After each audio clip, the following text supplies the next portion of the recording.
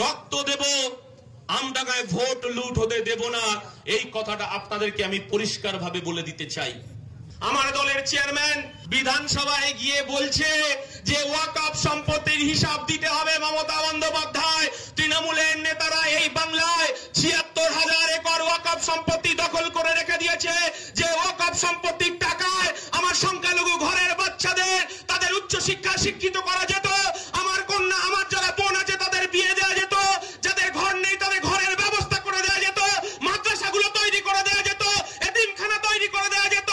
সেই কারণেই তো মমতা বন্দ্যোপাধ্যায় আমার নওশাদ সিদ্দিকীকে ভয় পায়, কারণ এই ছেলেটা বিধানসভায় গিয়ে বলছে যে মন্দিরের জমি দখল করছে তৃণমূল, এই মন্দিরে দেবোত্তর সম্পত্তি জমি দখল করা যাবে না, এগুলো হিন্দু ভাইদের হাতে তুলে দিতে হবে। এটা সম্প্রীতির বার্তা। আমি আপনাদেরকে বলছি এই লড়াইটা, এই বাংলাকে বাঁচানো শেষ লড়াই।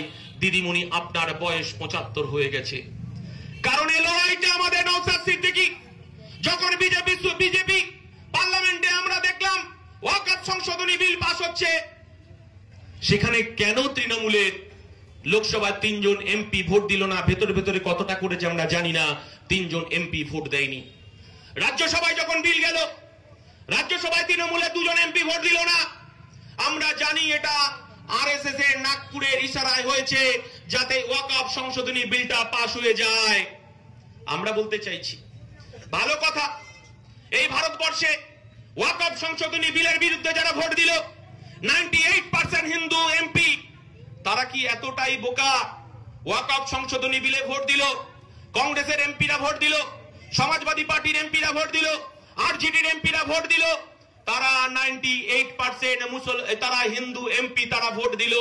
আর আমার দিদিমণি বলছে যখন ওয়াকফ সংশোধনী বিল আটকানোর জন্য আমার ধর্মপ্রাণ মানুষ, ধর্মপ্রাণ সংখ্যালঘু মানুষ তারা যখন রাস্তায় নেমে প্রতিবাদ করছে, মমতা ব্যানার্জি তিনি পুলিশকে লেলিয়ে দিলেন, এই আন্দোলন করা যাবে না, দিল্লিতে যেতে হবে আন্দোলন করতে গিয়ে।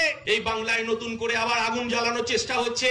আমি শুধু স্মরণ করে দিতে চাই, এ বাংলা সম্প্রীতির বাংলা, এ বাংলায় আমরা হিন্দু মুসলমান একসঙ্গে পথ চলি, আমরা একসাথে এক চায়ের দোকানে বসে খাই, আমাদের দুর্গাপূজায় আমার বন্ধুরা আমার বাড়িতে যায়, আমরা মহরমে আমার বন্ধুদের সঙ্গে মহরম পালন করতে যাই, ঈদে আমরা তার বাড়িতে গিয়ে সিমুই খেতে যাই, এটা আমাদের কাছে ধর্ম।